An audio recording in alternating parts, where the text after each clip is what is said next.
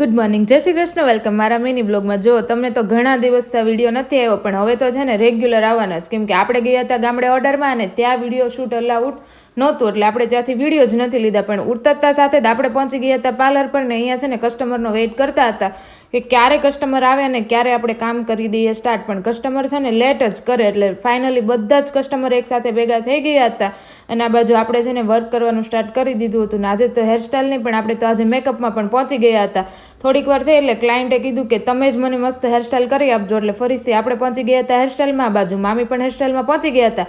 પણ ક્લાયન્ટનું જે કવર હતું ને ફોનનું એ બહુ જ મસ્ત હતું. જુઓ તમને કેવું લાગ્યું મને કોમેન્ટમાં કહેજો. ને આ બાજુ જુઓ નેક્સ્ટ દિવસ થઈ ગયો છે અને એનું પણ મોર્નિંગ થઈ ગયું છે. ને આ બાજુ પ્રિયનભાઈ સૂતા હતા ને સામેનું મકાન જુઓ ઘણું બધું ચણાઈ ગયું છે. ઘણા દિવસ પછી તમને એ મકાન આજે દેખાતું હશે.